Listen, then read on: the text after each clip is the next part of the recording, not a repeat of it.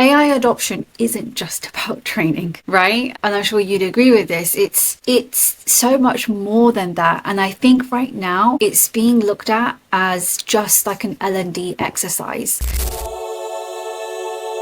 In a world where AI is rapidly automating workflows and reshaping how we work, one question remains: who's keeping the human in the loop? Today, I'm joined by Minisha Goel, founder of Mindshift AI, a TEDx speaker, and AI trainer who's helped over 1,000 professionals rethink what productivity really means. She's not just teaching people to use ChatGPT and Claude, but she's equipping them to lead with it.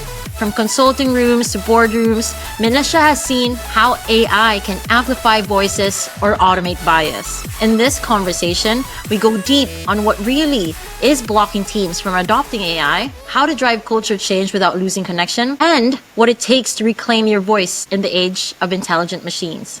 If you've ever wondered whether AI is freeing us or just making us faster at the wrong things, this one's for you. Hi, Minisha. Welcome to the show. Hi, Cien. Thank you so much for having me. It's an absolute pleasure. I've loved watching your content and your podcast so far. So I feel very honored to be here. Thank you for that. And same with you. Like, I've seen you grow in the past year, and I'm so proud of what you've achieved. And I can't wait to get into this conversation. Yeah, we've known each other for like over a year now, and to see where each of us has got to is incredible. So it's really exciting that two women within AI get to sit down and share experiences and knowledge. I love that. All right, let's get into it. So here's the first question. Minisha, you've seen how AI has reshaped every department. Like in your previous roles, you've worked with different sizes of teams and organizations. But what do you think do most leaders still get fundamentally wrong about AI adoption? It's a really good question. And I think a question a lot of us should be asking right now, because I think what we're seeing right now in terms of whenever anybody logs onto social media, anybody's opening the news, or you're going on TikTok or you're going on LinkedIn, all you can see is AI. Everybody's talking about AI. But when you actually go and speak to people in real life, you quickly realize actually all of this hype only exists mainly online. And the realities of it is that day-to-day people are just not using it as much as it's painted on social media. And so we really have to ask ourselves, why is that? Like, what's actually preventing this, widespread adoption? And I guess the thing that I see in terms of companies is, I guess, two things, right? There's two paths that I see companies take right now. So first is not really having any sort of AI adoption plan. And, some companies may provide the green light as to, it's okay to use tools. Some companies might just not have a stance on anything. They've not actually had a position yet on whether the company should be using AI, whether they shouldn't. And so it's very vague for employees within those organizations as to what to do, whether it's safe to do so, etc. Now, that's one side. The second side is, companies that are proactive. They're talking about it, and they may be giving out licenses to some of these tools like Copilot, Gemini, ChatGPT Enterprise, and they're running AI training. However, I think what we're not seeing enough of is, the step after training. AI adoption isn't just about training, right? And I'm sure you'd agree with this. It's so much more than that. And I think right now it's being looked at as just like an L&D exercise, and I think that people are really missing the boat in terms of that proper change management approach that you would do with any other technology that you're bringing into the company. Yeah. So I think behind the scenes, you have the training. But behind the scenes, people are still feeling resistant. People are still feeling disengaged. People are still feeling anxiety about their roles, their positions. And I think that leaders assume that it's from the fear of AI, but it's not. It's the lack of clarity, the trust and the inclusion. It's bringing those things together in terms of your company's strategy and saying, hey, this is how we're using AI to empower you. So that's the message I think that leaders within organizations are really missing when it comes to deploying AI. And that is actually so insightful, because I am definitely in a bubble where everyone's talking about AI and everyone's using it.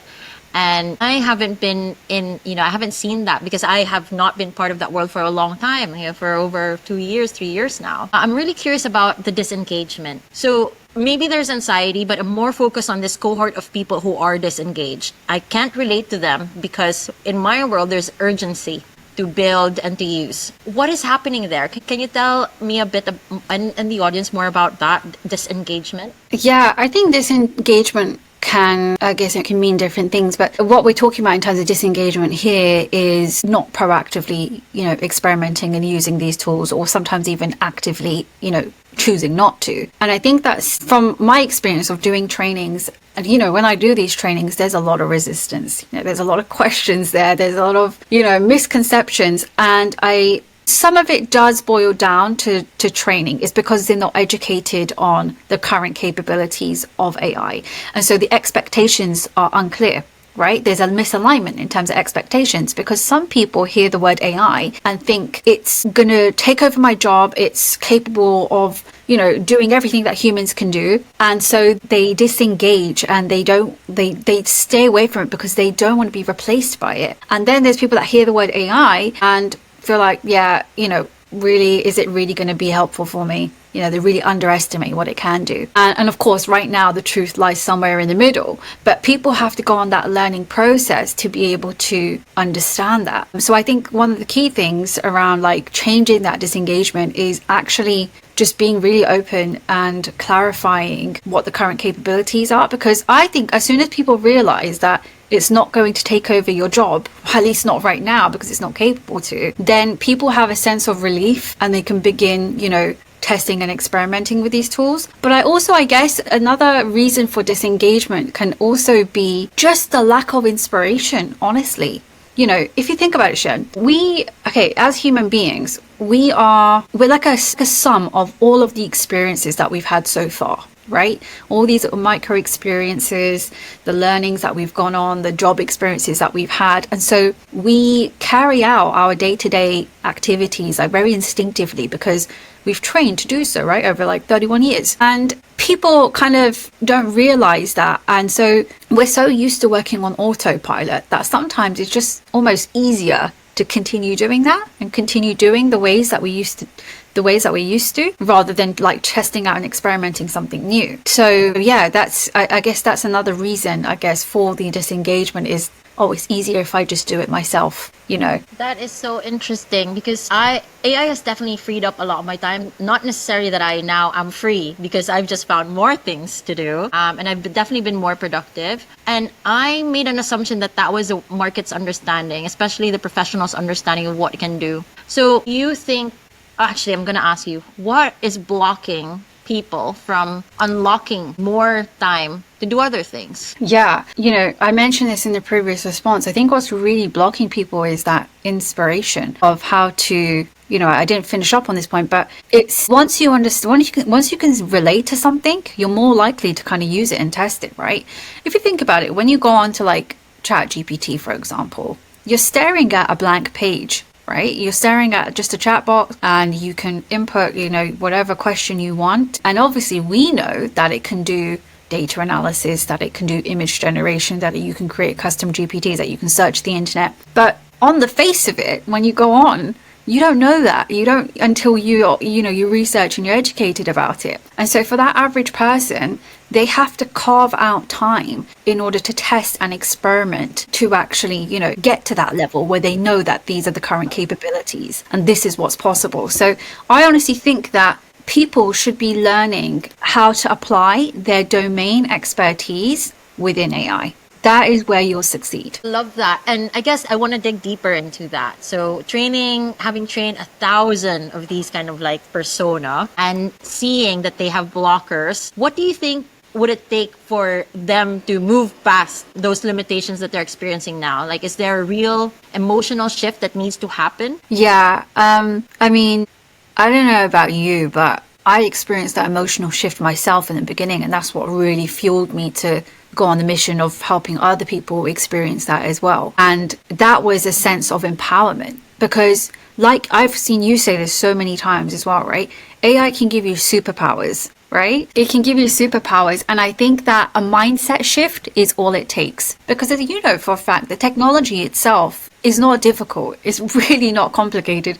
It's actually designed to be used by non-technical people, right? And And so I think it's not the technology that's the barrier, it's the mindset shift. It's the stop associating a task with how much time you've invested into it, right? Like we're used to right now. Oh, I feel guilty if I haven't done this piece of work myself by hand, researching, website by website, etc. And so it's these small mindset shifts that need to take place. So obviously one of them is like, changing your perspective on what the meaning of work is, right? Is the number one thing. Number two is, you have to be curious in this current age and world that we live in, especially when it comes to AI, because as you've seen, just in the past 2 years, we've had an insane amount of technological innovation happen within the generative AI space. It's pretty unbelievable, where we were 2 years ago versus where we are now and what you can do. And so you have to be curious. You have to be able to, push yourself and carve out time to actually test and experiment with this technology. And I don't think it's even going to be a case of, to be honest with you, I don't think it's going to be a case of like, if you're able to do so, then great. If you're not, then too bad. I think everybody is going to have to do this eventually, because I don't see a world where we're going back from the point where we are right now. The technology is only going to get better. So right now, if we have things like AI agents that are becoming mainstream, and people are still learning how to use ChatGPT. So we'll get to a point where you're so far behind that there'll be so many learning curves to obviously go through in order to get to kind of a good point or catch up. That's so interesting. And I guess what you're saying is some people are still working against it. What are the risks that these leaders and as well as these people in the teams that are working against it and not with it right now? What are the main reasons for business leaders and normal individuals? What would happen if they weren't adopting and just wouldn't shift, kind of like experience that mindset shift? What are the risks for them? Yeah, I'd like to think that, to be honest, it's very hard to say, right? Because we want to make sure that where we're moving with AI is inclusive and is equitable for everyone. It shouldn't be a case of, okay, if you don't get on this train, then you're done, But unfortunately, I think for the reality is that if you're a business and you're not using AI, you're missing out on a ton of opportunities in terms of the customers that you could potentially reach, the content that you could put out there, the revenue that you could tap into, the cost savings, of course, in terms of like the operational cost savings that you can make with AI. And so your competition will start using AI, and unfortunately you're either going to have to adapt and invest into AI, unfortunately lose out on business and become a bit more redundant. So I think the risk is big for businesses, especially. I think the risk for individuals is that we're already seeing, by the way, having AI as part of a skill set is a massive win, a massive plus. And we've seen a lot of job descriptions pop up. There was like a report from LinkedIn saying that there's a massive increase in the requirement of having AI as a skill set within your CV. And I think we will start to see more of this. So we've shifted from a mindset of using AI can be seen as cheating or cutting corners to now AI, if you don't have that skill set, then you're less attractive as a candidate. And I think, just like how people can use Microsoft and the internet, Google, people will want to know that you can use AI proficiently as well. That is so, yeah, I think there's a lot of scaremongering and, from a kind of a doomsday perspective, but I think there isn't enough conversations about the reality as well. And I think that's the biggest risk that especially brands and companies are going to face if they don't de-risk and face those challenges.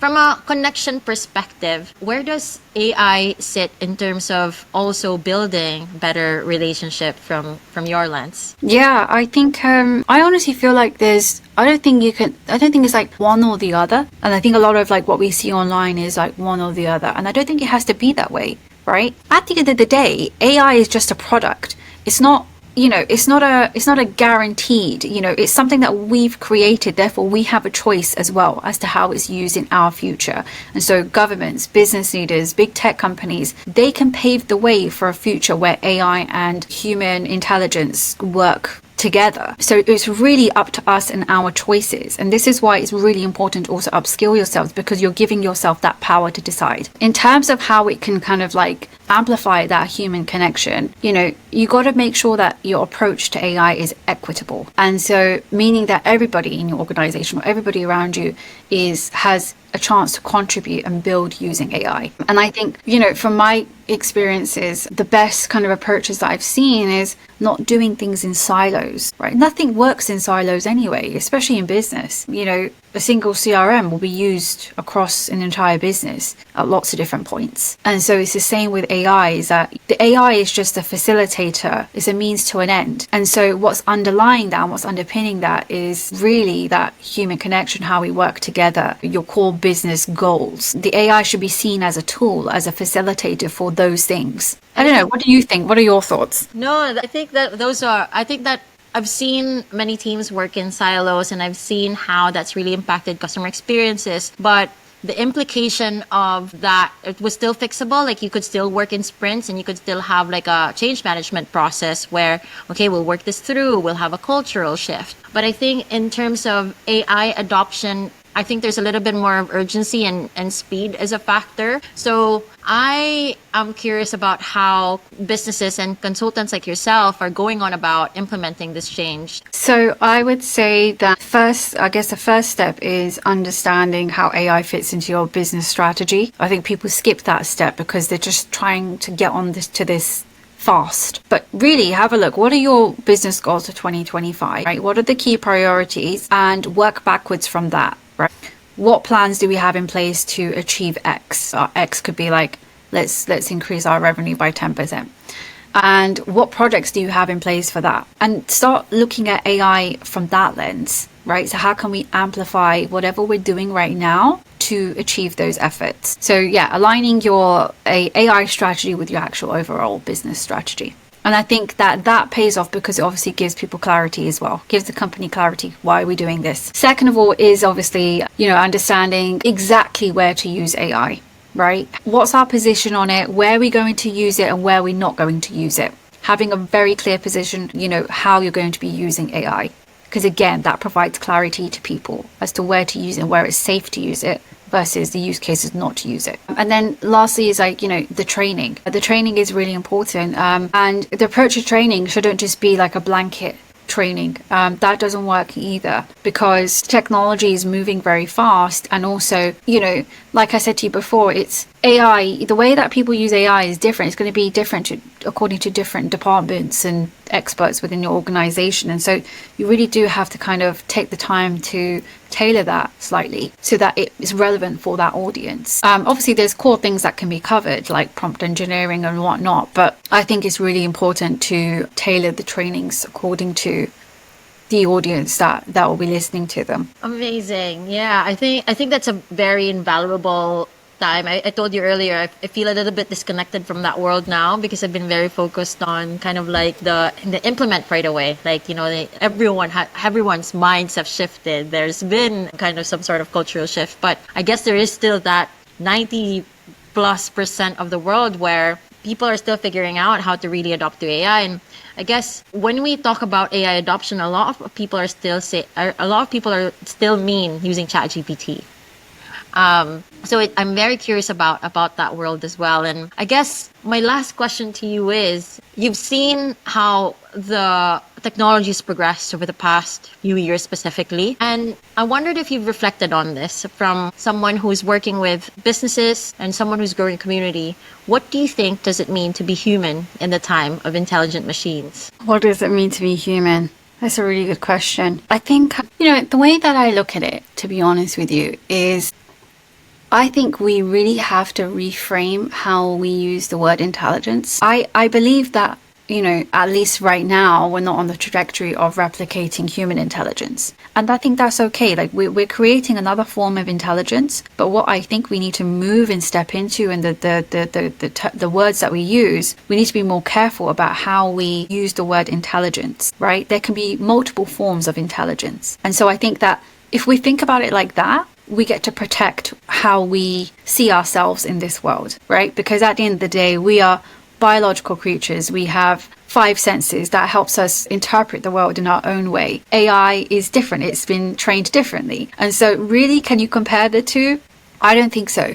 Right? There's things that AI will not be able to do because it's not biological. And well, as of yet. And so I think the way I see it is human intelligence is special and it's unique, and it always will be, because we're just different type of intelligence. We experience the world in such a different way, and we should hold on to that for sure. Amazing. I love that. Thank you so much, Minisha. I really enjoyed your insight on the gaps that you're finding in these institutions, and this is the majority of the population. So yeah, very insightful. I think the last message that I want to share with people is that right now, if you've ever had an idea, if you've ever been inspired to do something, right now is the best time to take action and do it, because you have such low barriers to entry to build, to test, to experiment. So if you've ever had an idea that you want to do, like a website that you wanted to build or a business that you want to start, you have all the tools available to you. And so it's never been a better time to be an entrepreneur. Love that. And that's it for today's episode of Human and the Machine, where we explore the lines between intelligence, automation, and what it means to lead with heart. A massive thank you to you, Minisha Goel, for sharing not just insights, but courage.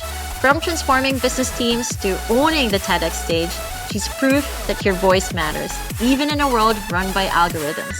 If this episode made you rethink how AI is reshaping your work, share it with someone in your world. And if you're not already subscribed, hit that button and join me next time as we uncover more stories at the intersection of human potential and machine intelligence. Until then, keep questioning, keep building, and stay human.